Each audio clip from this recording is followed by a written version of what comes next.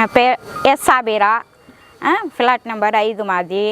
తారక రామనగర్ నుంచి మాట్లాడుతున్నాం సార్. మాకు పన్ను కోసము ఇంతసేపు తిరుగుతానే ఉన్నాము, ఎన్నో సంవత్సరాల నుంచి తిరుగుతానే ఉన్నాము. మాకు పట్టా కూడా వచ్చింది, పట్టా కూడా తీసుకుని పోయి రాసుకుని ఇంటి జాగా పట్ట సార్, ఇంటి జాగా పట్ట వచ్చింది మాకు. వచ్చా కానీ అది కూడా తీసుకుని పోతే పన్ను కట్టించుకోమంటే ఇప్పుడు కాదులే అది ఇచ్చేసి పోండి పేపర్లు మళ్ళీ చెప్తాము అన్నారు. కొలయ కూడా వేసుకోమన్నాను, కొలయ కూడా వేసుకుంటాం సార్ అంటే మళ్ళీ వచ్చి వర్షాకాలం వచ్చినప్పుడు వేసుకుంటారులే అప్పుడు చెప్తాము మేము అన్నాము. సరే అనేసి గమ్ము నిండిపోయినాము. మేము కూలిపోతేనే సార్ మాకు జరిగేది, లేకపోతే లేదు. అట్టేటప్పుడు మేము ఎట్ట కట్టేది? లంచాలు కట్టమంటే మేము కట్టలేము సార్. మళ్ళీ వచ్చి మా ఇంటాయన కాళ్ళు ఎరిగిపోయింది, మా ఇంటాయన తిరగలేడు.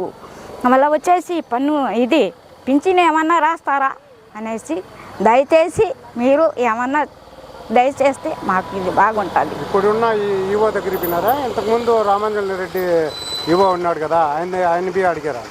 ఇప్పుడు పోలేదు సార్. మొన్న పోయినప్పుడు ఆయన మా సాహెబ్లో ఆయనే ఉన్నాడు, అప్పుడు పోయి ఉండండి సార్. అప్పుడు పోతే వాళ్ళు ఆ మాట చెప్పినారు. సరే అనేసి మళ్ళీ ఇప్పుడు పోవాలంటే ఇప్పుడు ఆ పేపర్లు లేదు ఈ పేపర్లు లేదు అనేసి చెప్తా ఉంటారు. దానికోసం ఎట్టా ఈ పేపర్లతో మేము మీరే కదా ఇచ్చింది, మేమేమన్నా ఇది చేసామా? మా సొంతమైనా వచ్చింది మాకు, మేము కొనుక్కోలేదు ఏం చేయలేదు, మా పేరు మీదనే వచ్చింది అది. అట్టేటప్పుడు మేమేం చేయాలా? మేము అదే జయసుధా, నా పేరు జయసుధా. నేనుండే తారక రామనగర్లో. నాకు ఇంటి పన్ను లేదని చెప్పి పన్ను తీసుకోవడానికి కరకంబడికి వెళ్ళాను. కరకంబడికి వెళ్తే అమ్మ మోతి అమ్మ రాసి 2 వారాలు తిరిగితే ఇచ్చింది నాకు. అది నకిలీది ఇచ్చింది.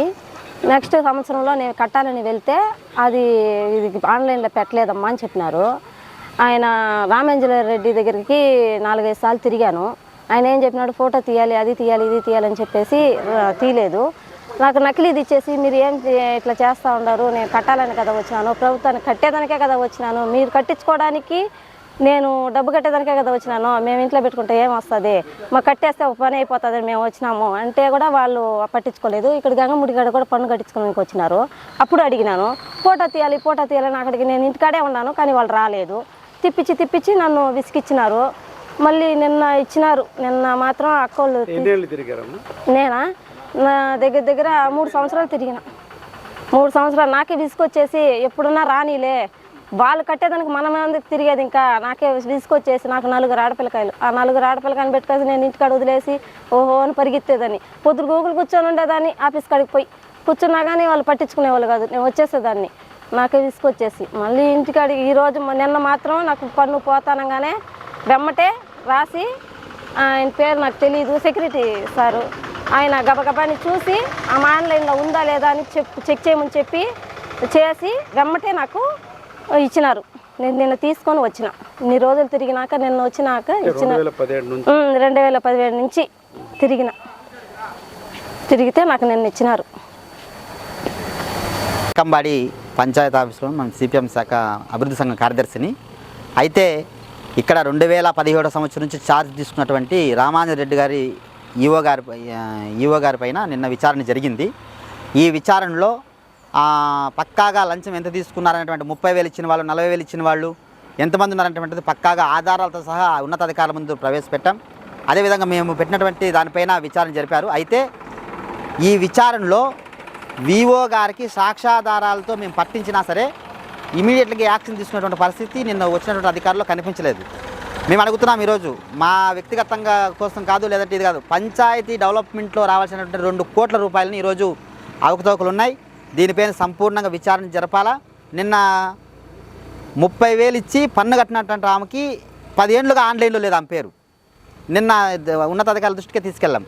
ఆయన్ని చూసేసి నిజమే ఇది ఎందుకు ఇట్లా చేశారని చెప్పి ఏదో కొంచెం మందలించినట్టుగా ఉన్నిందే కానీ, అయితే దాన్ని కూడా మళ్ళీ పన్ను కట్టించేసి ఇప్పుడు ఇదంతా అయిపోయింది కదా సర్దుకోని అనేటట్టు విధంగా అనిపించింది మాకు. కాబట్టి మేమేమంటున్నామంటే రామాంజనేయ రెడ్డి గారు 2017 నుంచి ఇప్పటి వరకు, మొన్న ఆయన 2023 జూన్ వెళ్ళారు ఇక్కడ నుండి ట్రాన్స్ఫర్ అయ్యి, అప్పటి వరకు ఉన్నటువంటి పన్నుల విషయంలో కానీ ఇంకా మిగతా అక్కడ మినరల్ ప్లాంట్, అక్కడ పేదవాళ్ళకి 5 రూపాయలతో నీళ్ళు ఇచ్చేటువంటి ప్లాంట్ పైన అనేక అక్కడ డబ్బు తీసుకొని వాళ్ళకి 10 ఏళ్ళు అగ్రిమెంట్ రాయించేటువంటి పరిస్థితి వాడు ఇప్పుడు అడ్డం తిరుగుతున్నాడు ఆ ప్లాంట్ వాడు. కాబట్టి ఇట్లాంటి అవకతవకలు చాలా జరిగాయి.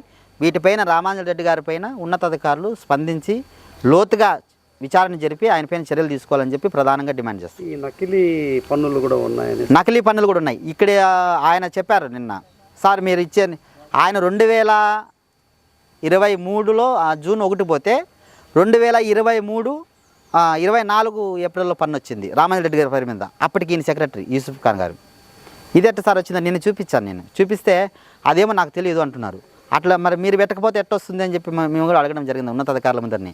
కాబట్టి దానిపైన మేము చూస్తాము, చేస్తాము, వాళ్ళపై నేను కేసు పెడతానని చెప్పారు ఆయన రామాంజన్ రెడ్డి. మేము చెప్తున్నాం, దొరికిన తర్వాత ఇట్లాంటి కుంటుసాకులు చెప్పి తప్పించుకోవడం కాదు. నిన్న విచారణ జరిపినటువంటి అధికారులు మరోసారి కూడా విచారణ పూర్తిగా జరిపి ప్రజల్లోకి వెళ్ళాలి. ఆఫీసులో కూర్చున్నారు, ఆయన విచారణ చేయొచ్చు, తప్పులేదు. కానీ ప్రజల్లో తారక రామానగర్లో ఒకసారి రండి. తారక రామానగర్లో ఉన్నటువంటి పేదవాళ్ళకి ఎంతమందికి మీరు పన్ను ఇచ్చారు జెన్యున్గా? ఈరోజు ఎవడైతే డబ్బు ఇచ్చాడో వాడికి పన్ను ఉంది. ఎవరైతే లంచం ఇస్తున్నారో వాడికి ఉండడానికి సౌకర్యం కల్పిస్తున్నారు. మిగతా పేదవాళ్ళు ఇప్పటికీ 15 ఏళ్ళుగా పన్ను లేకుండా తిరుగుతున్నారు. నిన్న జయసుధ అనేటువంటి అమ్మ, ఆమెకైతే 2015లో పన్ను కట్టించుకున్నారు 20,000 తీసుకొని. ఇప్పుడు నిన్నటి వరకు ఆన్లైన్ లేదు ఆమె పేరు. నిన్న గట్టిగా ఉన్నతాధికారుల ముందు కొట్లాడితే అప్పటికప్పుడు ఆన్లైన్లో పెట్టి నిన్న 4 గంటల చేతికి పన్ను ఇచ్చారు. కాబట్టి ఇటంటే ఎవరైనా అధికారుల దృష్టికి కంప్లైంట్ పెడితే అప్పుడు కొన్ని కదిలిస్తారు, లేదంటే యథావిధంగా వ్యాపారం చేస్తున్నారు. ఈ వ్యాపారం చేయడం మంచి పద్ధతి కాదు. ఈ పంచాయతీ అభివృద్ధి కోసం మీరు గవర్నమెంట్ ఉద్యోగం ఇచ్చుండేది, దానికోసం మీరు పనిచేయాలా. అదేవిధంగా ఆఫీసర్లు ఉద్యోగాన్ని మర్చిపోయి ఈరోజు ఇష్టారాజ్యంగా సంపాదించడం మొదలుపెట్టేసి ఇక్కడున్నటువంటి పేదవాళ్ళని ఇబ్బంది పెట్టడం కానీ, ఆన్లైన్ చేయకపోవడం కానీ. ఈరోజు వాళ్ళు ఏమైనా చదువులేని పేదవాళ్ళందరూ కూడా పేపర్ తీసుకుంటారు, ఆన్లైన్లో ఉందో లేదో వాళ్ళకి తెలియదు. కానీ ఇక్కడ వచ్చి నిన్న చాలామంది వెరిఫికేషన్ చేస్తే చాలామందికి లేవు. రెండోది ఇప్పటిదాకా కలెక్షన్ చేసినటువంటి డబ్బు రిటర్న్ ఇవ్వమని చెప్పి మేము డిమాండ్ చేశాం. అది కూడా ఆ పేదవాళ్ళకి రిటర్న్ తీసి ఇచ్చేయాలి డబ్బు అని చెప్పి నేను వచ్చినటువంటి అధికారులకు చెప్పాం. దానిపైన వెంటనే స్పందించకపోతే దీనిపైన పెద్ద ఎత్తున పోరాటానికి మేము సిద్ధమవుతామని చెప్పి సందర్భంగా డిమాండ్ చేస్తాం. దాదాపు ఎంత అవినీతి జరిగి ఉండొచ్చు? 2 కోట్ల రూపాయలు, 1,00,000 2 లక్షలు కాదు. రామాంజన్ రెడ్డి గారు పీరియడ్లో 2 కోట్లకి లెక్కలు లేవు ఇక్కడ. ఎందుకంటే అవి నేను అప్పుడే ఇచ్చానంటున్నాడు ఆయన. కాబట్టి దానికి సంబంధించినటువంటి విషయం పైన ఖచ్చితంగా స్పందించాలా ఉన్నతాధికారులు. మరి దానిపైన విచారణ సంపూర్ణంగా జరపాలని చెప్పి మేము ప్రధానంగా డిమాండ్ చేస్తాం. నకిలీ పన్నులు ఇస్తున్నారని, నకిలీ పన్నులు ఇప్పుడైతే బయట పడలా, వాళ్ళు ఇంత హుషారు పడినారు. అయితే చాలా ఉంటాయి. అయితే వాళ్ళ పేద ప్రజలు పన్ను వచ్చింది కదా ఇంట్లో పెట్టుకున్నారు, వాళ్ళకి తెలియదు అది నకిలీదా జెన్యున్ అనేటువంటి తెలియదు. ఆన్లైన్ అంటే ఇక్కడికి వచ్చి వాళ్ళు కొట్టుకునే. ఇప్పుడు దళారు వ్యవస్థను బాగా పెంచి పోషించారు ఈ సెక్రటరీలు. మధ్యలో ఒక ఆయన తీసుకొని వచ్చేయడము, ఆయన పన్ను నేర్చుకొని వచ్చేసానమ్మా అని చెప్పడం, వాళ్ళు పెట్టుకోవడం వల్ల చాలా జరిగాయి. కాబట్టి వాళ్ళందరూ కూడా న్యాయం జరగాల. రెండోది పొజిషన్ సర్టిఫికెట్ రెవెన్యూలో చాలా అవకతవకలు జరిగాయి. దానిపైన కూడా మేము వచ్చే వారంలో కలెక్టర్ని కలుస్తాం.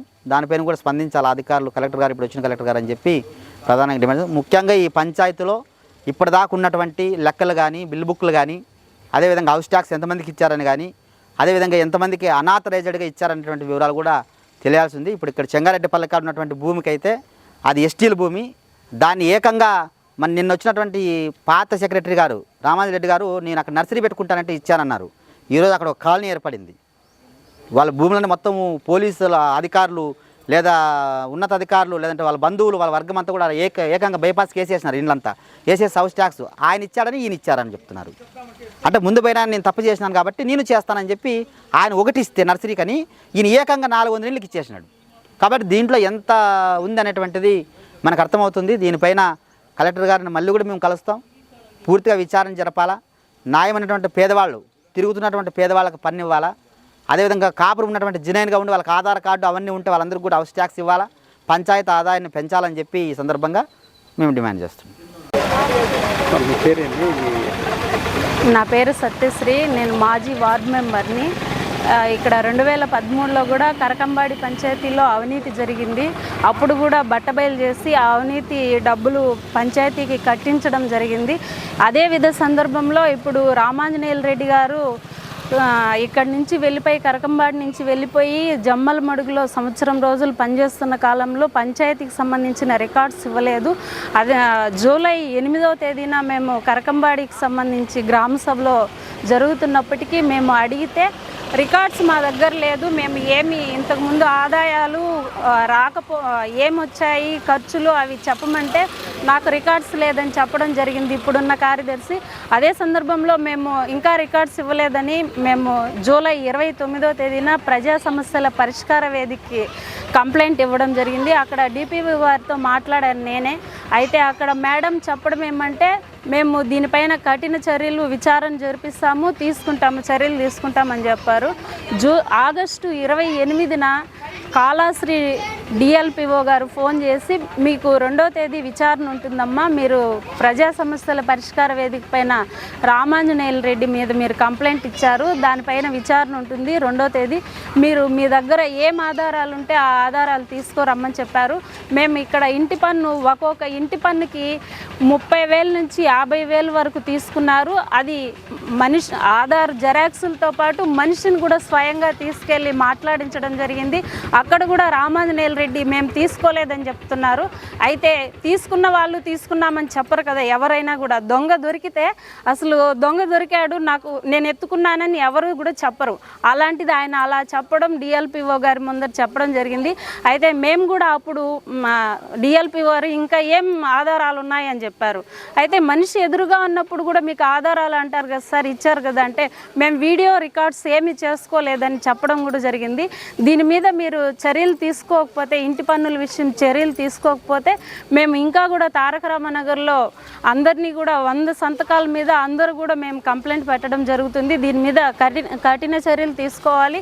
ఇలాగా కరకంబాడి పంచాయతీలో పునరావృతం కాకుండా తీసుకోకపోతే మేము పెద్ద ఎత్తున పోరాటం చేస్తామని కూడా చెప్పడం జరిగింది.